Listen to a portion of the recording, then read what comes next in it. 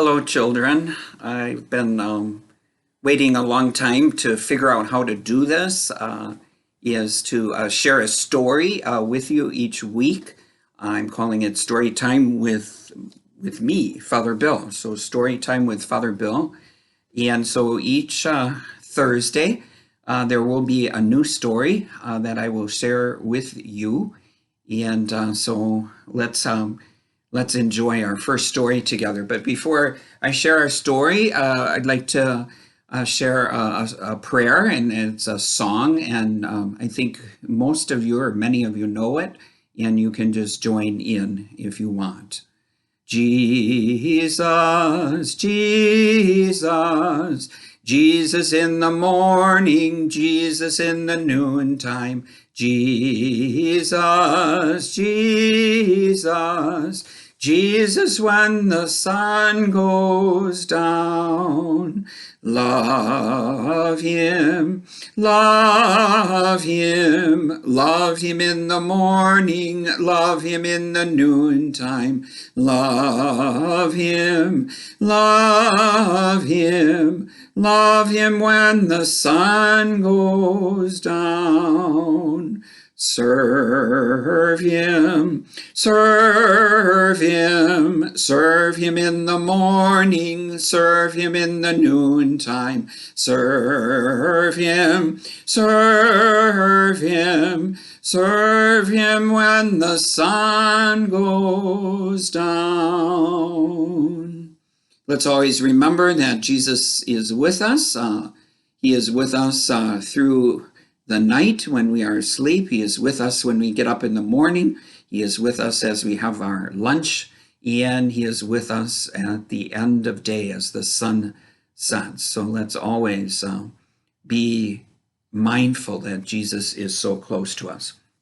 Our first story that I'd like to share with you is called The Tale of Three Trees. And it's a story retold by Angela Hunt. And so let's begin.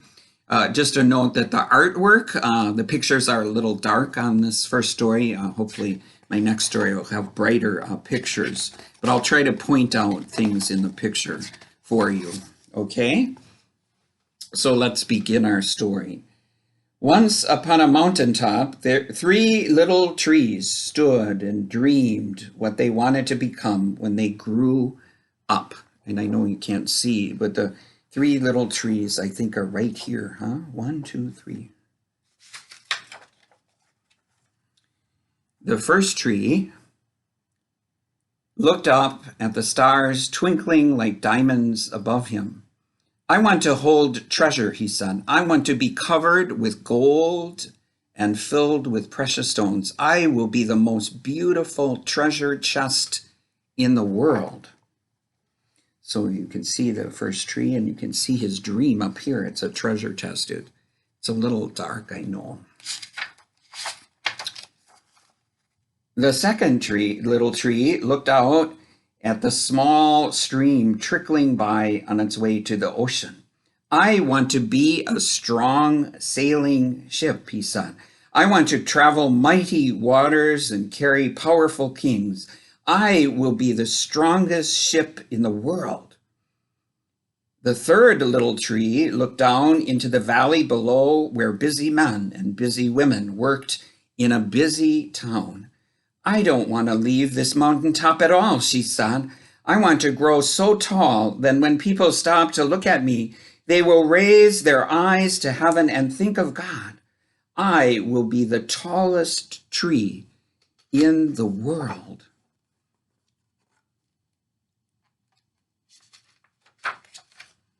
Years passed, the rains came, the sun shone, and the little trees grew tall.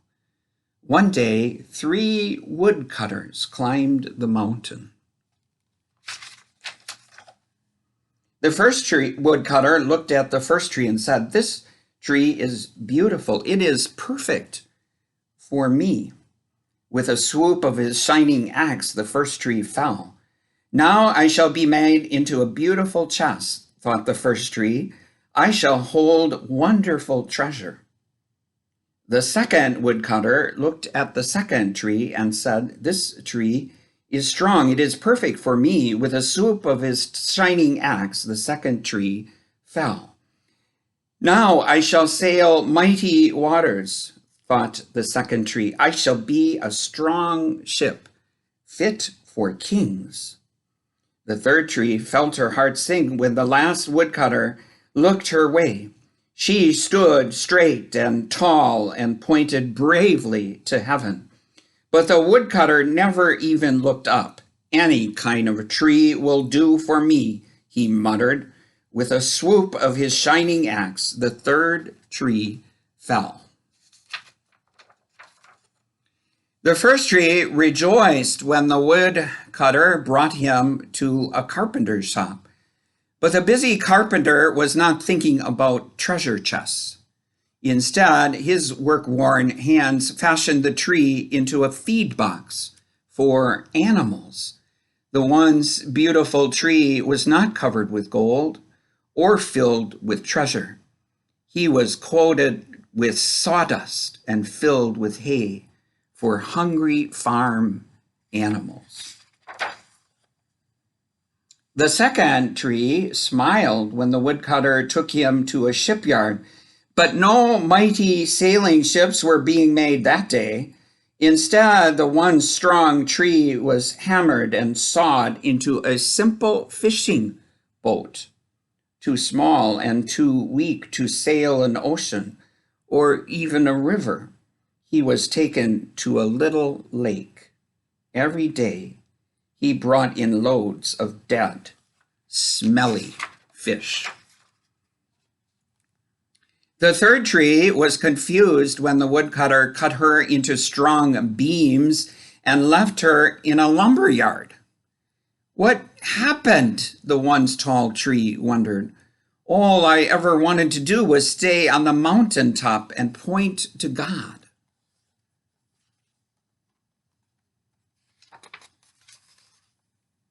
Many, many days and nights passed. The three trees nearly forgot their dreams.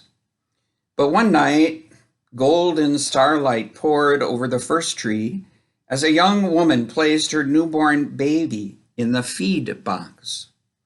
"I wish I could make a cradle for him," her husband whispered. The mother squeezed his hand and smiled as the starlight shone on the smooth and sturdy wood. "This manger is beautiful," she said. And suddenly the first tree knew he was holding the greatest treasure in the world. Of course, that treasure is the baby Jesus. One evening, a tired traveler and his friends crowded into the old fishing boat. The traveler fell asleep as the second tree quietly sailed out into the lake.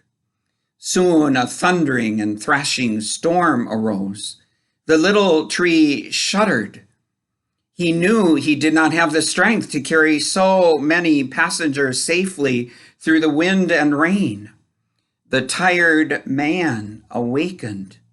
He stood up, stretched out his hand, and said, "Peace." The storm stopped as quickly as it had begun. And suddenly the second tree knew he was carrying the King of heaven and earth. So there you see Jesus in the boat, calling for peace. One Friday morning, the third tree was startled when her beams were yanked from the forgotten woodpile. She flinched as she was carried through an angry, jeering crowd. She shuddered when shoulders nailed a man's hands to her feet. She felt ugly and harsh and cruel.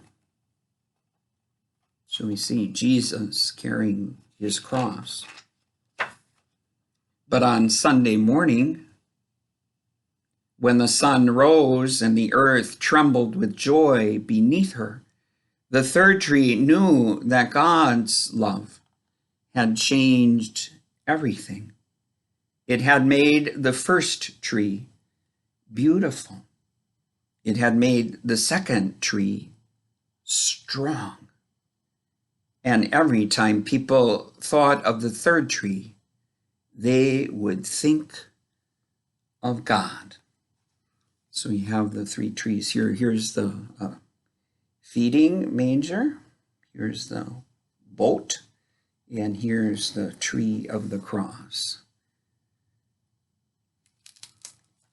So our story, the tale of three trees. It's a beautiful story. I don't know how many of you have ever climbed a tree. As a little boy, I was a chicken, so I didn't really climb many trees. But a tree is so beautiful, huh? And we're waiting for the trees to lift their arms, their branches, and pretty soon their branches will be beautiful with new green leaves. And the tree, when we look at a tree, it kind of lifts our spirits, doesn't it?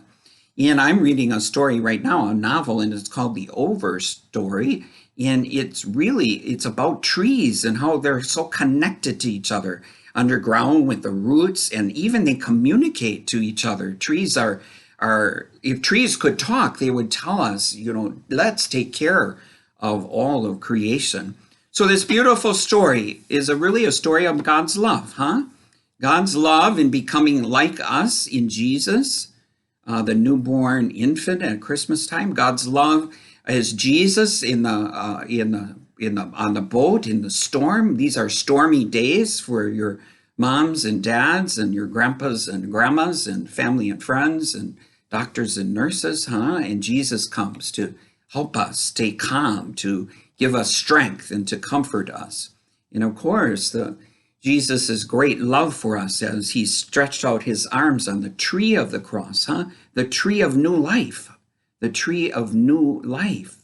That's the cross. So we always know that death and fear and hurt don't have the last word, huh? Jesus has the last word. And his last word is always, I will bring new life out of everything. So that's our story. I hope that you join me on next Thursday for a new story. And we're going to finish with our prayer. And I just ask you to pray along with me. And next week we'll pray it again. So we'll learn this. So here's our prayer. Jesus, you will always be with us. Jesus, you will always love us. Jesus, help me. Help my family and me, especially my parents and grandparents. Jesus, help all doctors and nurses and all people who are sick. Jesus, I trust in you. Jesus, I love you so very much. I hope to see you, children, on next Thursday. Thanks for joining me for story time.